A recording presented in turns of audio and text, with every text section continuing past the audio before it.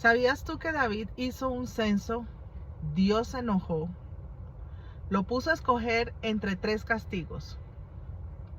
David eligió uno de esos castigos. El juicio de Dios llegó, murieron 70,000 personas y todo por un censo.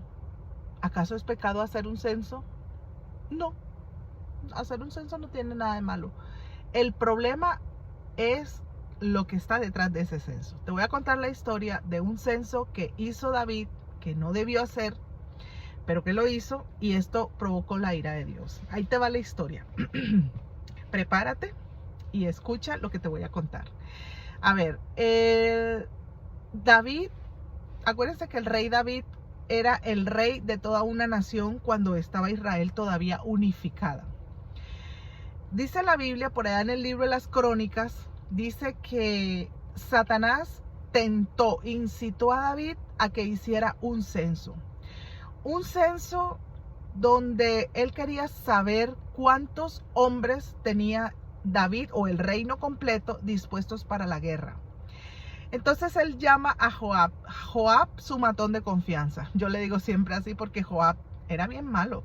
Él mató gente de manera injusta. Yo ya les he contado historias de cómo Joab permitió haber matado a Urías el Eteo. Si él hubiera sido un hombre justo, no hubiera permitido esa muerte, pero bueno, él lo hizo y bueno, ya todos saben la historia. Joab, aún el mismo Joab le dijo a David, ¿y tú para qué quieres saber cuántos hombres están listos para la guerra? No es Dios el que añade, el que quita. ¿Tú para qué quieres saber eso? Hasta el mismo Joab la tenía clara. Pero David quería hacer ese censo. ¿Y qué es lo que pasa? Hacer un censo no tiene nada de malo. De hecho, Moisés en el pasado hizo uno, pero fue mandado por Dios. Lo hizo para saber cuántos soldados habían disponibles para la guerra, porque acuérdate que ellos salieron de Egipto, iban por el desierto rumbo a la tierra prometida, y ellos tenían que organizarse por un asunto de logística, por un asunto de orden, de organización, porque apenas el pueblo se estaba organizando.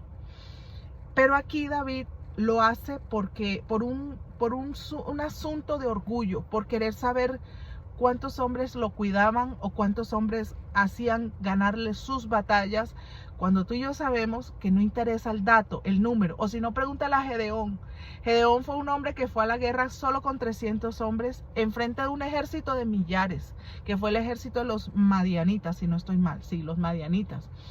Entonces, el hecho de David querer saber cuántos hombres, ya eso había orgullo en su corazón. Y ahí es donde caemos en un asunto donde bien delicado, y es acerca de nuestras intenciones. Miren, hacer un censo, como les dije, no tiene nada de malo. El problema son las motivaciones, lo que te invita o las intenciones que tú tienes a la hora de hacer algo. Voy a contar la historia y al final termino la conclusión. Pues David hace ese censo,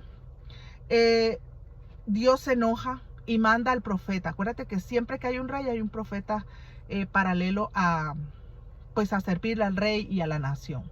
Entonces Dios manda a su profeta y le dice a David de parte de Dios: mira, David, hiciste lo malo delante de los ojos de Dios, pero Dios te manda a decir de que escoge el castigo.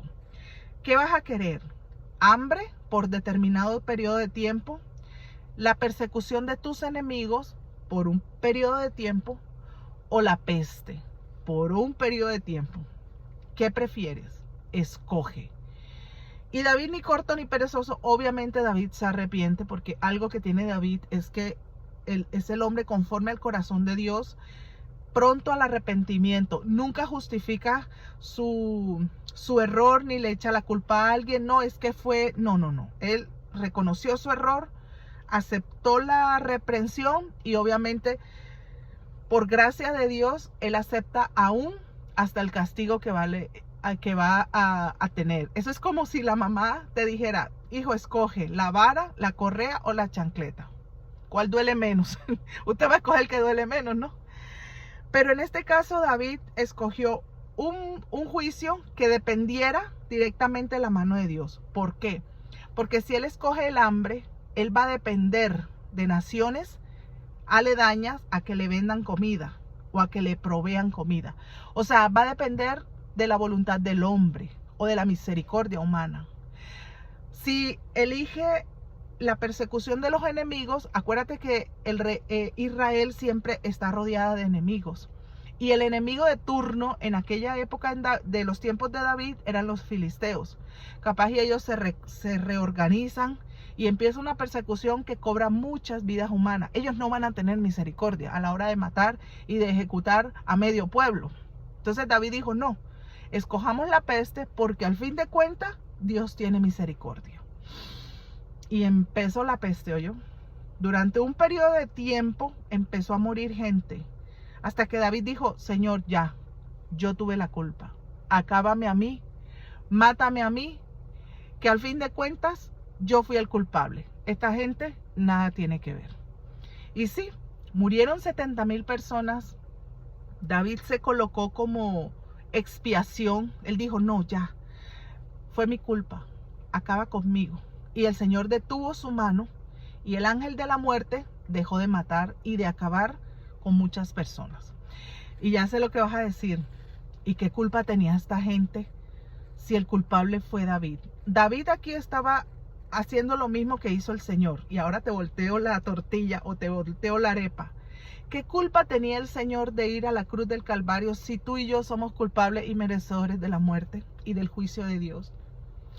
Pero ahí nosotros vemos la misericordia. David, al ponerse como objeto de juicio directo de parte de Dios hacia él, lo que hizo David fue la misma obra redentora de Jesús. Jesús dijo, no, hay que salvar la humanidad.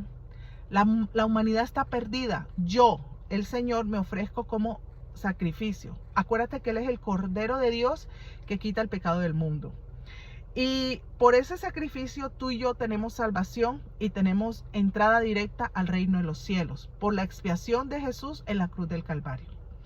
Entonces, esta historia de un censo nefasto que hizo David, que no debió hacer, motivado por Satanás, por puro orgullo humano, por puro orgullo de hombre, por querer saber una cifra que no tenía que saber, el mismo Joab se lo dijo, provocó todas estas muertes. Y aquí nosotros podemos aprender de que hay que tener muy claro y muy en cuenta cuáles son nuestras motivaciones a la hora de hacer algo. Y ese es el corazón del mensaje.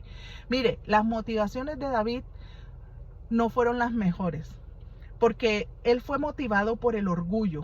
Y hay que tener mucho cuidado cuáles son las motivaciones o qué es lo que a ti te motiva a hacer lo que hace.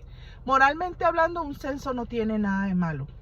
El problema es lo que venía detrás de él o la motivación. Mire, muchas veces las personas, y me incluyo, hacemos cosas en general hacemos cosas por apantallar o por impresionar o o recibir la gloria o los aplausos del mundo. Jesús dijo, y eso es una enseñanza clave en este mensaje, Jesús dijo, mira, cuando ores, ve a tu habitación, cierra tu puerta y ora en lo secreto, que Dios en público te va a recompensar. Cuando ayunes, no hagas como los fariseos, que ellos andaban con la cara pálida para que la gente dijera, wow, mira cómo ayuna, mira cómo está el aspecto. Cambia tu rostro, lávate la cara, límpiate, para que si tú estás ayunando, no se note. Lo que haga tu mano derecha, que no se entere la izquierda, o viceversa, lo que haga tu mano izquierda, que no se entere la derecha. Y todas esas cosas que los fariseos hacían para que la gente los aplaudiera o de hecho, como dice el Señor, ya tienen su recompensa. Todo lo que nosotros hagamos, hagámoslo en secreto, hagámoslo como para el Señor, no para los hombres, y con las mejores y más santas intenciones. Porque muchas veces la gente, miren, y esto es algo muy común, mucha gente que tiene mucho dinero, hace donativos y dan grandes contribuciones a la caridad, pero con un propósito, no porque le interese la gente. No, a ellos no les importa si la gente come o no come, eso no les interesa. Ellos lo único que quieren es pagar menos impuestos y lo hacen con esa motivación. O sea, una motivación equivocada. La Biblia habla que en aquel día, cuando nosotros estemos frente a Dios, rindiendo cuentas de nuestra vida, todas esas motivaciones van a ser pesadas y Dios las va a tener en cuenta. Si fueron buenas, va a haber recompensa. Si no fueron buenas, van a ser quemadas. Así que no seas como David. Cuida tus intenciones a la hora de hacer lo que sea que hagas. Número 1. Número 2. Acuérdate que las decisiones de un gobierno muchas veces no, afectan 100% a sus súbditos, ya sea en buena manera o de mala manera. Mira lo que pasó con David. David hizo un censo que no debió hacerlo y murieron 70,000 personas inocentes. Y eso nos recuerda que cuando, y lo decimos porque en estos tiempos nos hemos dado cuenta de que cuando hay gobiernos mal administrados, muchas veces o no, siempre son el pueblo el que termina pagando los platos rotos de las decisiones de los líderes. Así que si tú tienes autoridad, ya sea en una compañía, en una presidencia, en una gobernación o la alcaldía de un pueblo pequeño o de algo que tú administres, que seas la cabeza, cuidado con las decisiones que tú tomes porque siempre traen consecuencias a las personas que están por debajo de usted.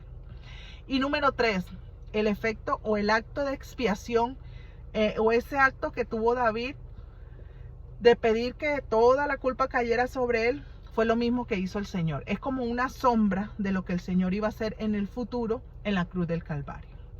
Así que tengamos muy en cuenta que debemos cuidar nuestro corazón, nuestras intenciones y que debemos ser sabios a la hora de tomar decisiones y actos dependiendo de nuestras intenciones. Como dice la Biblia, de todo cuida tu corazón, porque es engañoso y acuérdate, de él mana la vida. Así que no hagas como David. Ojo con lo que tú decides. Cuidado con esas intenciones. Trata de tener intenciones que vayan acorde o de acuerdo a lo que Dios establece en su palabra. Y yo sé que mucha gente va a decir, sí, pero hay que hacer obras de caridad. La Biblia dice de que nosotros, de hecho el Señor tiene unas enseñanzas que son las bienaventuranzas, el sermón del monte, donde Él dice, bienaventurados los pobres de espíritu, bienaventurados los que, y muchas cosas que hablan de la misericordia de Dios que nosotros debemos tener con el prójimo. Pero ojo, no es que esas obras de misericordia te van a dar un tiquete al cielo, porque no es por ahí. La Biblia dice que nosotros somos salvos por gracia, no por obras para que nadie se gloríe. Las obras de misericordia es la evidencia de que usted y yo ya somos salvos.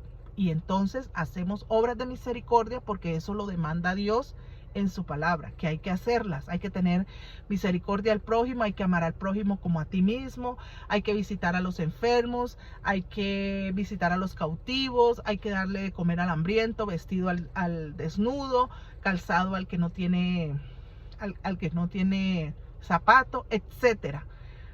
Pero eso no lo hacemos para ganarnos el cielo, lo hacemos porque Dios lo manda, porque amamos al prójimo, porque Dios pide en su palabra que nosotros hagamos este tipo de obras, pero siempre para glorificar a Dios y con la mejor intención. Así que nada, este es el mensaje de hoy. Espero que analices y pienses cómo una mala decisión y una mala intención da origen a cosas nefastas, como el juicio de Dios y por ende muerte espiritual o muerte física a las personas que lamentablemente tomaron malas decisiones. Entonces nada, este es el mensaje de hoy. Dios te bendiga y no seas como David. Cuida tu corazón porque acuérdate que de él mana la vida. Dios te bendiga.